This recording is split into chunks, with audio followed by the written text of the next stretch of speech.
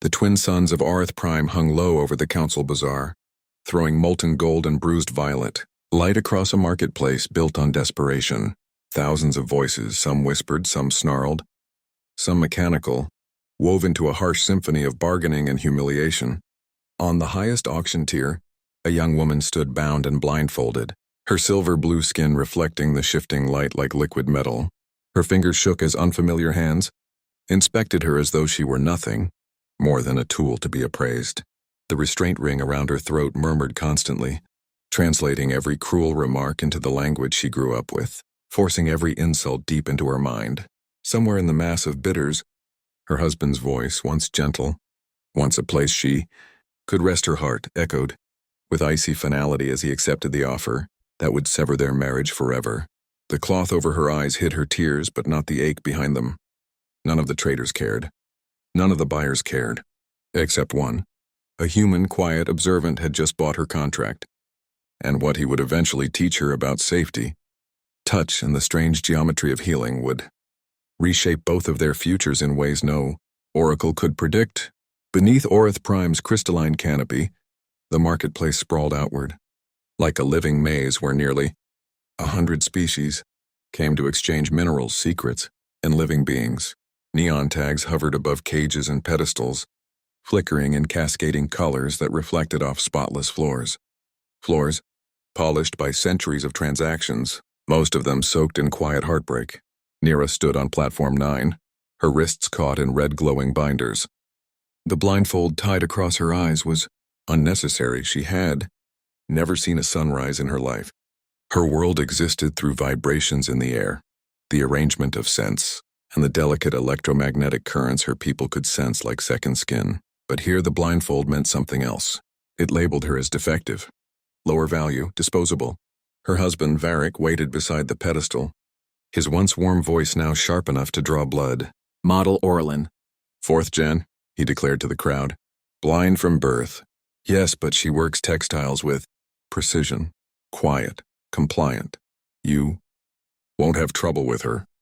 Each syllable carved another memory away, memories of when he'd pursued her with songs, when he'd sworn to stand beside her always. That was before the debts, before desperation twisted her into currency. What's wrong with her besides the eyes? Someone shouted. Nothing, Varric replied smoothly. Healthy, fertile if that's your concern. Nira trembled. She's terrified. A new voice, low, steady, unfamiliar, cut through the murmur. It carried an accent she didn't know. Human. Of course she's terrified, Varric snapped. Are you bidding or giving a speech?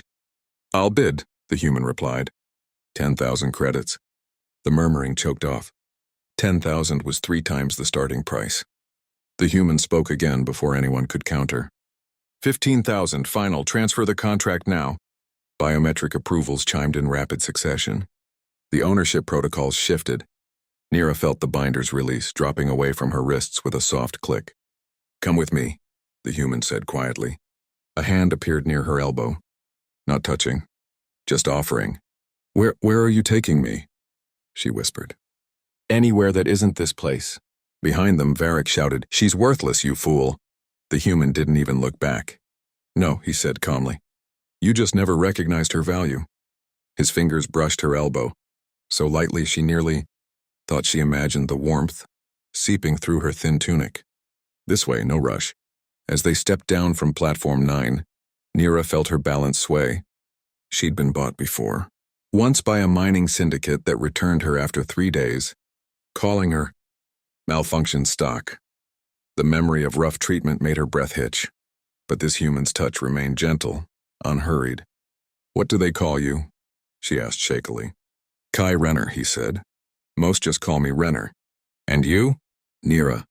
That's beautiful, he said. Does it have a meaning? A flower that opens only after dusk. Fitting, Renner murmured, and she heard no mockery, only warmth. When they reached his ship, a mid-sized vessel, marked by old impacts and repaired seams, Nira's electromagnetic senses shivered with something unexpected. Life. Plants, dozens of them, arranged with care. Welcome to the Starlace, Renner said. Your room is on the left. Private wash unit. The bedding might not be Orlin spec, but I've layered it for comfort. Nira stood frozen. A private room.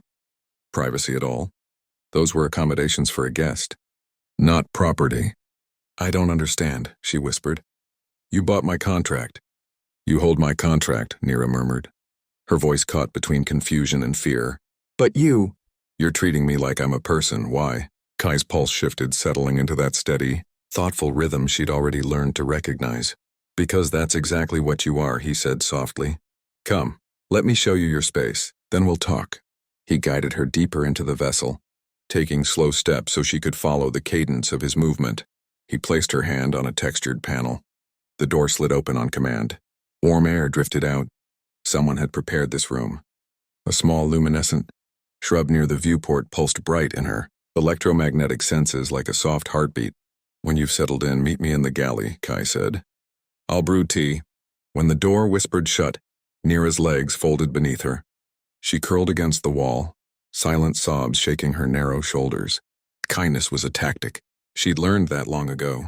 Soft voices disguised cruelty. Generosity became a lure to obedience. Everyone lied. Everyone wanted something. Yet Kai's hand, steady, warm, had felt different, and that terrified her. Eventually, she found her courage and followed the subtle hum of the ship to the galley. Kai placed a warm cup between her hands. The aroma was earthy, calming. Then, without taking it from her, he rested his palm over hers, barely a second of contact. Nira, he said quietly, the contract I acquired today, I'm dissolving it. As of this moment, you belong to no one. Her breath caught. You're free, he continued. When we reach our next port, you may step away. I'll give you enough credits to begin wherever you choose. If you want to remain aboard as crew or just as a traveler, that's also your choice. Every part of this is yours to decide. But why would you do that?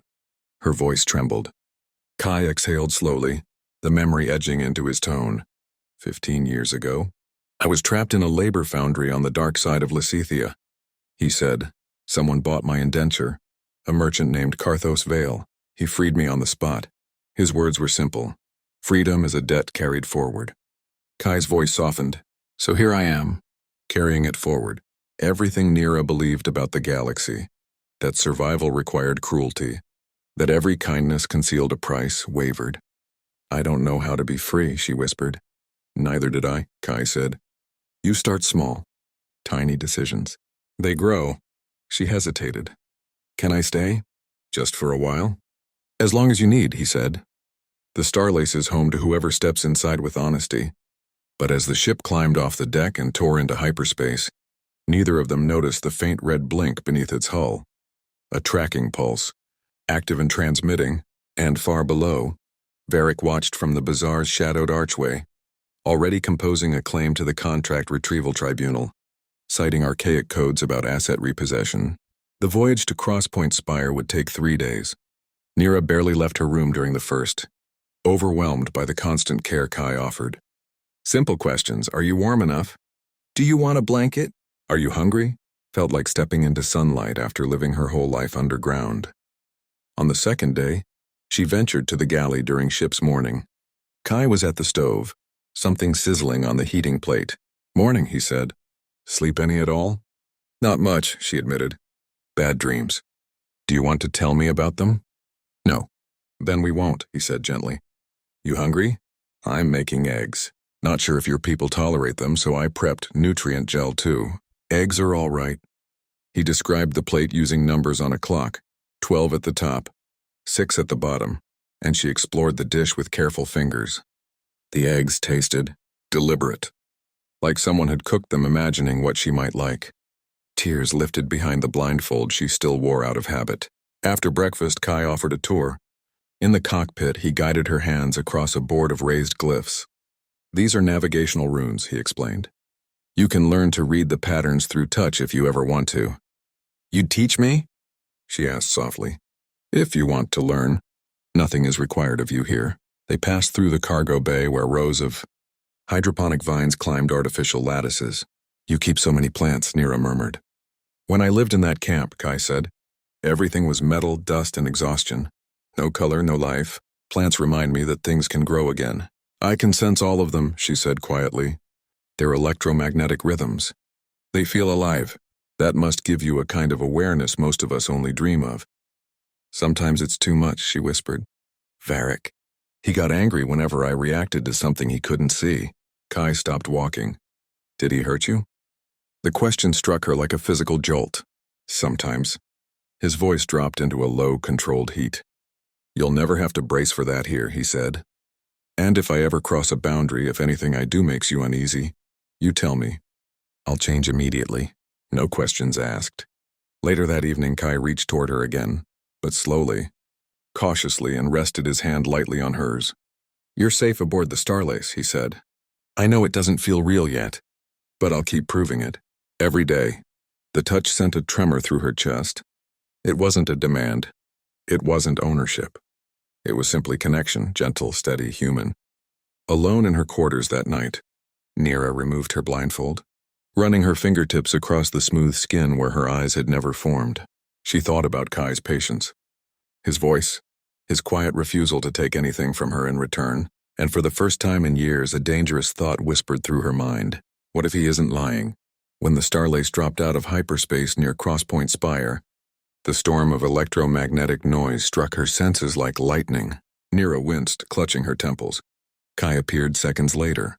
The station's EM field? She nodded weakly. He draped a dampening shawl around her shoulders. Try this. The chaotic vibration softened, falling to something she could bear. I need to meet my cargo contact, Kai said. Should I? Take a couple of hours, Kai said. You can stay aboard or come with me. The cloak should dull the station's field enough.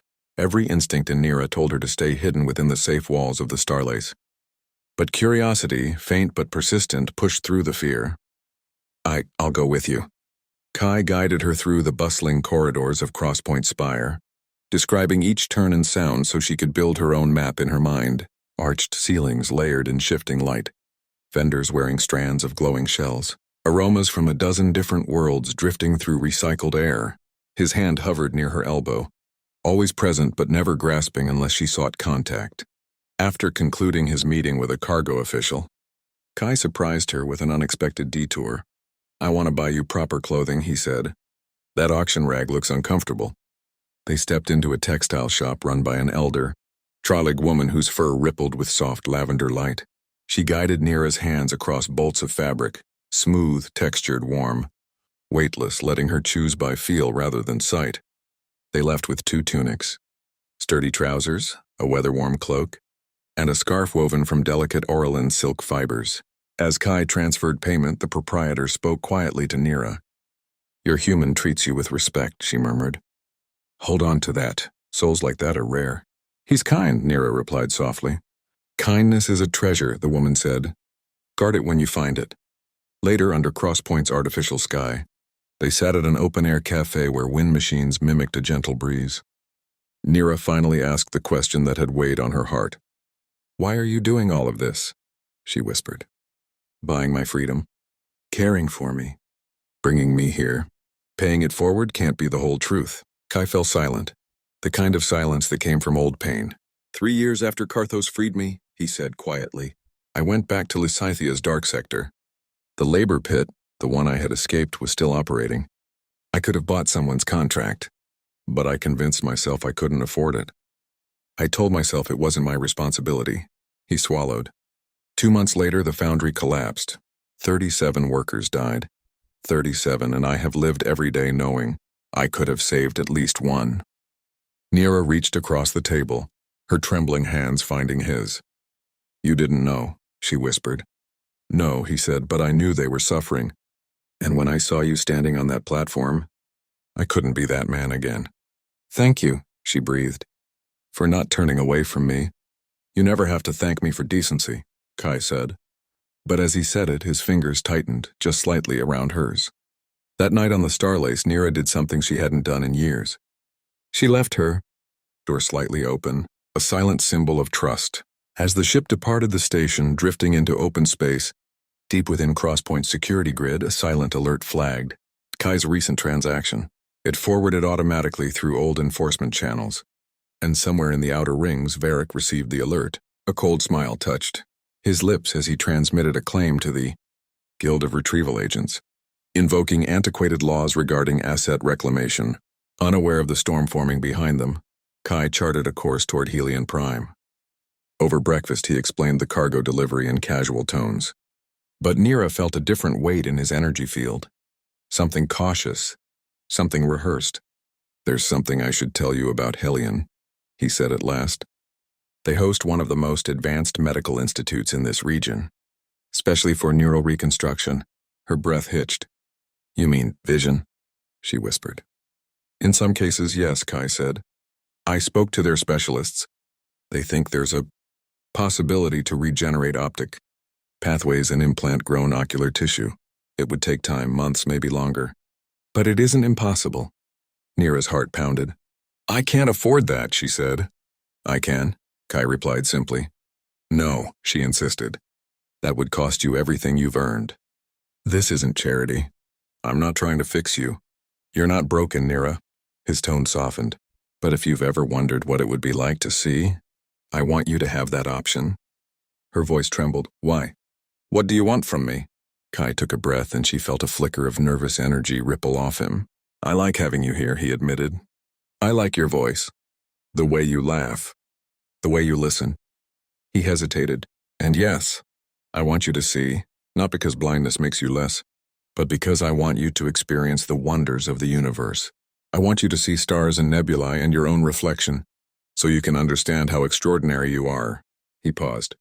"But if you choose not to pursue the procedure, nothing changes between us. You stay as long as you want, no conditions." "I don't know what I want," she whispered. "It scares me." "Then take your time," he said. "Meet the doctors. Ask questions. There is no rush." That evening, Nira stood in the observation alcove, listening to the hum of passing starlight. "Tell me what it looks like out there."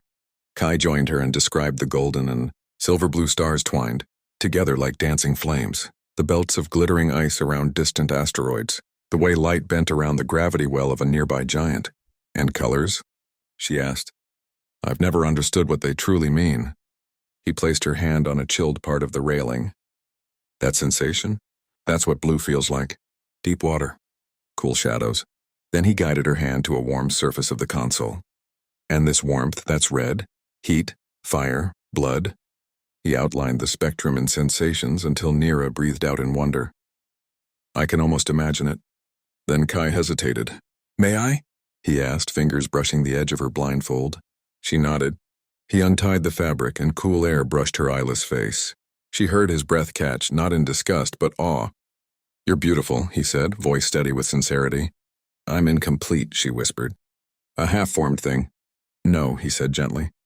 "Your people evolved without eyes because you didn't need them. You perceive the universe differently than we do. That isn't incomplete. It's unique. It's powerful." His fingertip traced the curve of her cheek. "If you one day choose sight, that's wonderful. And if you don't, your worth is unchanged. I'm honored just to be in your life." "Kiss me," Nira whispered. "Please." Kai stilled. "Are you certain? I won't let you feel pressured." "I'm sure," she breathed. He leaned in slowly, giving her space to change her mind. When his lips finally met hers, the kiss was warm, cautious, electric. Their first shared spark in the dark.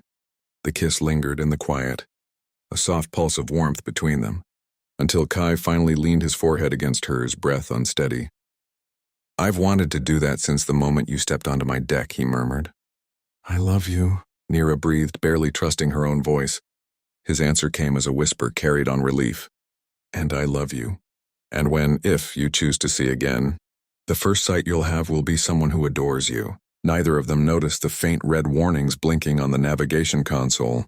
Neither heard the unanswered hails. And neither sensed the shadow closing behind their little freighter, a hunter's vessel falling into perfect pursuit, weapons primed. The alarm shattered the quiet. Nira jerked upright, disoriented by the metallic shriek of proximity klaxons. Her electromagnetic senses flared, yes. Another ship, heavy, hostile. Weapon capacitors burning hot. Kai's voice came through the comms, tight and clipped. "Nira, stay in your cabin. Do not come out." A distorted synthetic voice flooded the shipwide channel. "Civilian transport Starlace. You are in possession of reclaimed contractual property under Valon law. Reduce speed and prepare to transfer the Orlin female." Kai's reply was ice forged over fury. "The Orlin citizen aboard my vessel is traveling under her own will. Her contract was lawfully nullified. Negative. Nullification requires magistrate confirmation. No such request has been filed. Comply immediately.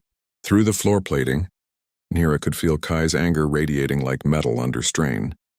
Tell Commander Varric that if he wants her, he can crawl out of his palace and take that risk himself. She is under my protection, and this conversation is over. Prepare for boarding. The Starlace lunged forward. Engine straining, then a violent impact rocked the hull as the Hunter ship fired disabling rounds. Sparks tore through the deck. Kai shouted, "Nira, under your bunk. There's a smuggler compartment. Get in, do not come out until I say." "Kai, please trust me." Hands shaking, she found the hidden panel, pulled it aside and slid into the cramped dark. The lid sealed above her, plunging her into silence broken only by her heartbeat. Boots slammed against metal. Doors ripped open.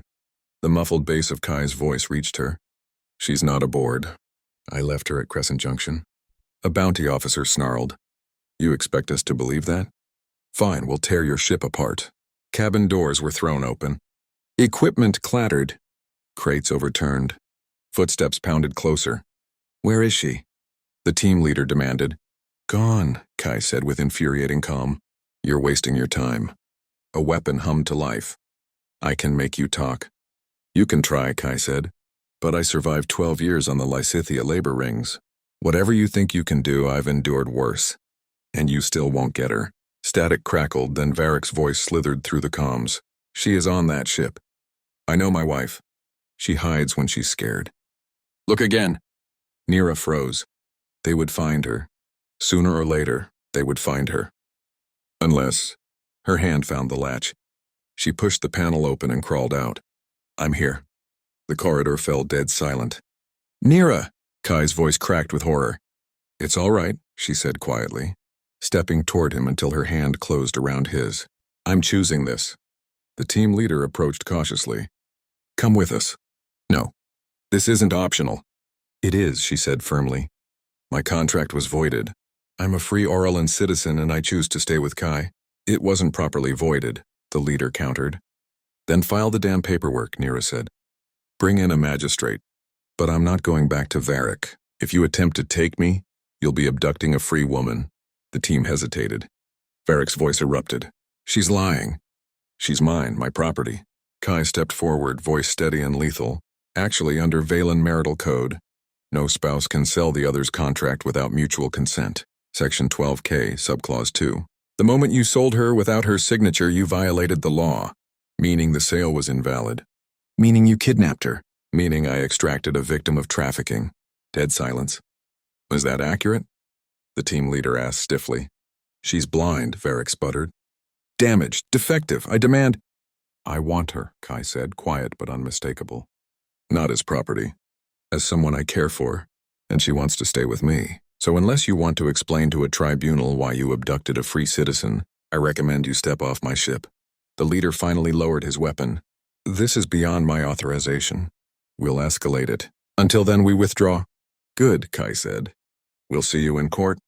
The hunters retreated. The hatch sealed.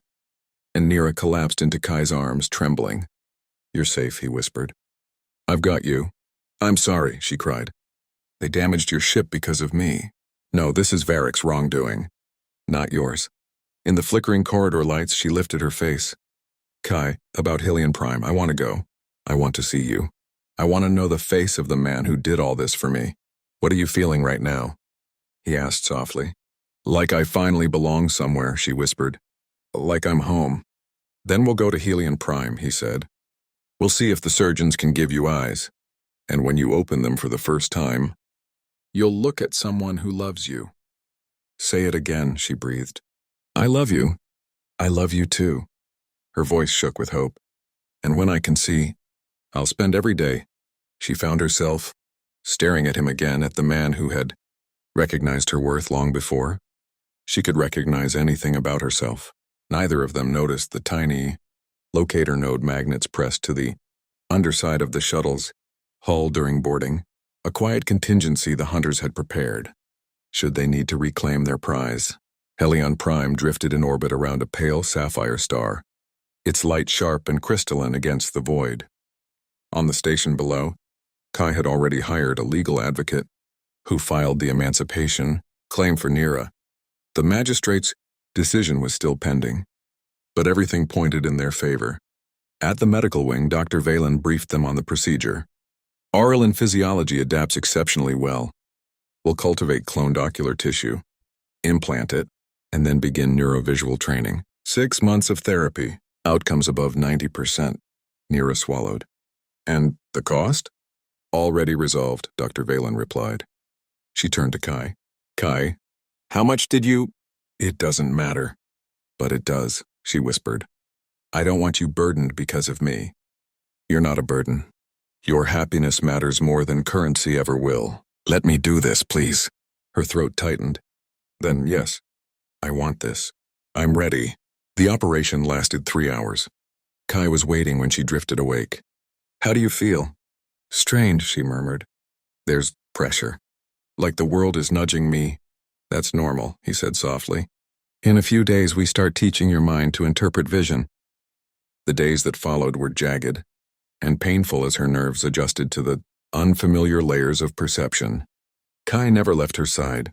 He read to her for hours, described every corner of the room, every sound, every shift of light. He anchored her through the disorientation. On the 10th day, Dr. Valen removed the bandages. Keep your eyes closed. We'll ease into this. Nira exhaled shakily and let her eyelids flutter. A burst of brightness stabbed through. Her skull, raw, overwhelming. She gasped and slammed them shut. Perfect, the doctor said gently. You perceived light. That is the very first step. Therapy became a daily ritual. Each session she opened her eyes a little longer. Blinding chaos softened into shapes, shapes into outlines, outlines into color. The first thing she ever saw with clarity was a flower. Kai had brought a single bloom with ember-red petals set against lush green. Is that red? She whispered, trembling. Yes, Kai breathed. Red like heat, like passion, like everything that refuses to fade. Her tears welled instantly. Color poured into her world in violent, beautiful waves she could barely comprehend. Over the next weeks, she learned to follow motion, to distinguish distance, to interpret depth. The moment Dr. Valen handed her a mirror, the universe shifted again. Her reflection stared back, luminous blue skin, fine and graceful features, and eyes, deep violet tinged with gleaming silver sparks. That's me? She asked, voice cracking. That's you, Kai said. And now you can finally see what I've seen all along. I'm not hideous. You're breathtaking. You always were. Her gaze drifted to Kai's reflection beside her. She had traced every inch of him before by touch, mapping his face in her mind. But seeing him, truly seeing him, was different. His eyes were warm and deeply brown, lined softly at the edges from a lifetime of tired smiles. His hair was dark, threaded with quiet silver. His face bore the marks of struggle, yes, but it radiated a gentleness rare in the galaxy. You're handsome, she said quietly. He laughed under his breath. You're biased. Maybe, she whispered, stepping toward him. But I'm also right. She lifted her face and kissed him, no longer hesitant, but with the fierce certainty of someone claiming her place in the world. When they finally separated, Kai cupped her cheeks with both hands. Welcome, he murmured, to everything you've been missing. Then show me, she said. Show me the universe. Back aboard the Starlace, Nira moved through the corridors as though rediscovering a memory she never had. Softly colored walls, climbing plants that caught the light, the warmth of her cabin, all of it felt new. Kai led her to the observation deck as Helion Prime fell away behind them. When the starfield unfurled, Nira froze. This was her first sight of space. Stars scattered across an ocean of darkness, not uniform but alive with blues. Gold scarlets and ember orange. Far nebulas curled like cosmic storms painted in impossible hues. The planet they'd left behind shimmered like a marble of turquoise and jade. Kai, she breathed. It's, I know. Her hands pressed to the viewport, tears streaking down her cheeks. Words were too small to fit what she felt. Kai slipped his arms around her from behind. What do you think? I think, she whispered, voice trembling. I understand why you grow things. In all this vastness, life really is a miracle. It is. Where are we going? She asked softly. Anywhere you want, he said. The stars belong to you now. She turned to him, truly seeing the devotion etched across his face. "I don't care where we go," she said, "as long as I'm with you." He kissed her and she closed her eyes, not to hide from the world, but because vision was no longer the only way she understood beauty. Although, she added, smiling faintly, "I would love to see a real sunrise."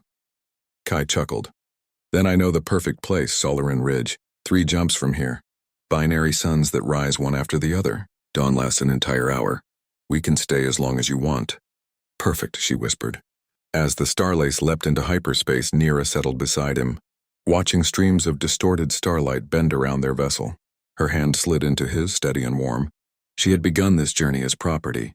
Broken, blind, deemed useless, sold like a defective tool, told she would never be anything more. But Kai had seen her differently, had offered kindness without condition, freedom without expectation, love without demand. Now she could see him, see the galaxy, see herself. And for the first time in her life, everything felt possible. The future unfurled before them like an untouched star map, its paths unwritten, its horizons wide. Nira leaned gently against Kai and whispered, "Thank you." He glanced over. "For what? For not passing me by? For stopping when everyone else looked away? For everything." Kai shook his head. "Then thank me by being happy. That's all I've ever wanted for you." A soft smile touched her lips. "I am happy, truly, for the first time in my life." They sat together as the Starlace carried them toward Solaran Ridge and its twin sun. Dawns toward a life they would shape slowly, quietly, one tender moment at a time. Outside the viewport, the stars stretched into luminous ribbons, flowing past like the currents of time itself, and in the hum of the engines, in the warmth of their interlaced fingers, they found something rarer than vision, more precious than liberty. They found home. Epilogue, 2 years later. The Starlace eased into docking alignment with Nexus Station, its hull glinting in the station's amber lights. Kai and Nira stepped into the bustling market hand in hand. She wore no visor now. Her violet eyes, shimmering with silver, were no longer something she hid. They were a badge of everything she had survived and everything she had chosen. A voice called out across the crowd. Nira turned to see a young Orlan woman waving from a small jewelry stall on platform 12. The very same platform where Nira had once been auctioned like unwanted cargo. But this woman wasn't being bartered. She was bargaining, smiling, running her own stall. "You're Orlan, aren't you?" the woman said warmly. Nira approached. "I am. Are you free?" "Yes," she said, pride swelling in her voice. "My contract was dissolved 3 months ago. A human trader sponsored the appeal, said he believed people deserved second chances." Her eyes sparkled with quiet gratitude. "I heard rumors," she continued, "about a blind, Orlan woman who was freed by a human who fought the courts for her. That story helped me hope." She hesitated. "Was that you?" Nira's throat tightened. "Yes, it was." The young woman reached out, touching Nira's hand lightly. "Then thank you. Your freedom showed others that ours was possible." They spoke for a long while about reforms spreading across the sector, about more contracts being overturned, about voices rising where silence once lived. Nira listened, stunned that her survival, once so private, so fragile, had rippled outward into the lives of strangers. When they finally moved on, Kai squeezed her hand. "You started something," he said quietly. Nira shook her head, smiling. "No, we started something. I couldn't have done any of this without you." That evening, they stood once more in the station's observation deck, the stars burning bright beyond the glass. Kai wrapped his arms around her waist. "Do you ever regret it?" he asked softly. "Leaving your homeworld, leaving everything familiar." Nira leaned back against him. "Never. Everything I need is here with you." His voice softened. "I love you, and I love you," she answered. "And tomorrow, I want to watch another sunrise with you." "Tomorrow," Kai murmured, kissing her forehead. "And every day after." They kissed beneath the scattered glow of distant suns, 2 souls who had found each other in a galaxy engineered to keep them apart. 2 people who built something delicate yet unbreakable from patience, trust, and tenderness. And as the Starlace prepared for its next journey, they both understood the truth. Love wasn't forged from grand displays or dramatic promises. It was molded from the smallest gestures repeated day after day, from choosing someone again and again, From gentle touches that whispered, "You matter, you belong, you're home." For Nira and Kai, that home would be enough today, tomorrow, and across all the starlit nights still waiting for them.